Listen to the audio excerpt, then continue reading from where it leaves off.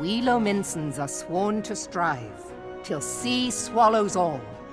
And swallow all it would have had Leviathan prevailed.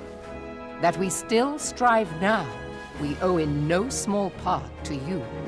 Not for the first time, you have delivered Limsa Lominsa from the wrath of a primal.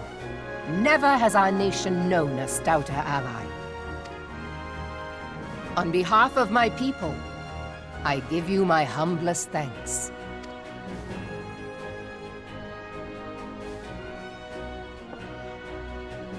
'Tis meet that I give thanks to old Mistbeard, too, for his fine solution.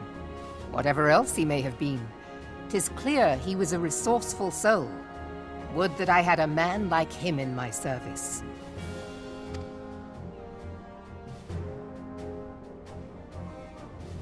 Before I set foot in these lands, I had no inkling that the people of Eorzea contended with such mighty foes. Suffice it to say, their existence came as something of a shock, as did the idea that they could be defeated. This experience has served to remind me of the vastness of the world, and the boundless potential of man. Though I am but a refugee in this realm, I would fain be of use to you in your fight. Know that I am tutored in one of the foremost combat arts of the Far East. It may seem outlandish to the Eorzean eye, but should any of your people care to learn, I would be pleased to initiate them. And I will see to it that they are grateful.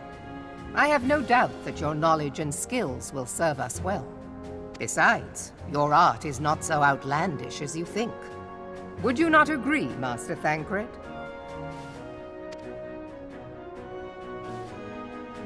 Naught escapes your searching eye, Admiral. Few are privy to this information, but Limsa Lominsa is home to a certain secret fraternity. Its members are trained in a form of combat not unlike your own. By my judgment, it should not be beyond such individuals to adapt to the techniques I witnessed you employing with such admirable deftness. I am heartened to hear this. I too noted a kinship between your style and mine own, though it seemed to me that you fought differently in the beginning. I suppose I did. What can I say? I'm a man of many talents.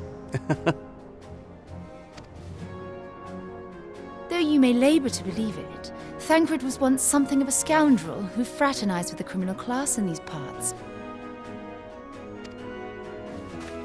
Yestola! You jest, of course. But for a chance encounter with Alphino's grandsire, he might never have left Limsa Lominsa, or received an education in Sharlayan, or taken up his post in Uldar, which is where he trained in the blade, lest you wonder. Minfilia, please! It would seem there is more to you than meets the eye, Master Thancred. Lady Yugiri, I am told that you and yours came to Eorzea seeking permanent resettlement, and that many domins have since been engaged as frontier hands at Revenant's Toll. Moderna is many things, but a place of refuge it is not. Know that I would like nothing better than to furnish your people with a new home here on Lominsan soil. Alas, racked by instability as we are, our nation is in no fit state to take you in. Yet I'll not have it said that we turned a blind eye to your suffering. Until such time as we can do more, I pledge to send provisions. We are in your debt, Admiral. I realize that it scarce qualifies as repayment, but if it please you, I shall set about sharing my martial knowledge with your people at once.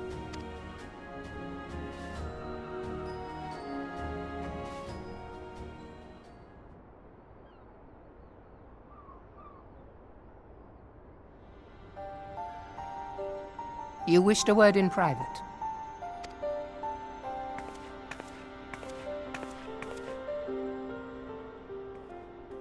The better not to spoil the festive mood.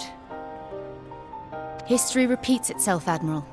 As the kobolds did before them, the Sahagin resorted to summoning their god over a territorial feud. They acted in self-preservation.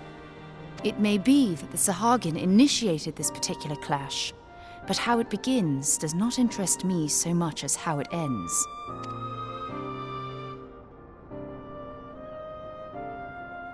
I have not forgotten our conversation, Y'ashtola. I am aware that man bears part of the blame for the Primal's existence. Nor am I ignorant of the Sahagin's reason for acting.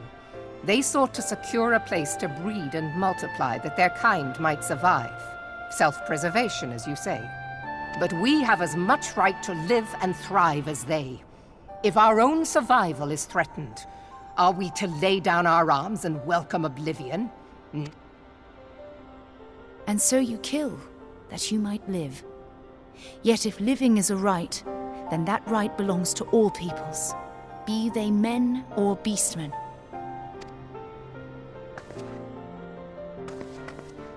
I'll not deny your reasoning, but when a storm gathers, it falls to me to see my people safely through it. That is my duty, and I shall do it.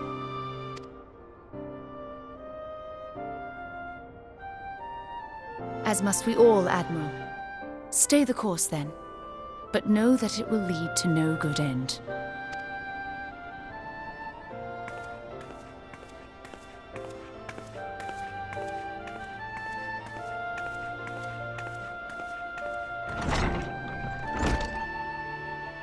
Man has ever put himself first and foremost. To justify his actions, he clads himself in the armor of righteousness, though it be a fancy of his own making. In this, mayhap the Garleans and we Domans are not so different.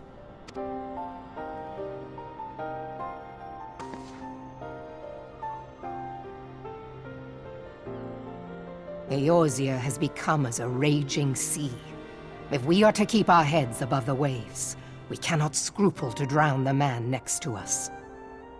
When hopes of coexistence founder, strength must determine who has the greater right to live.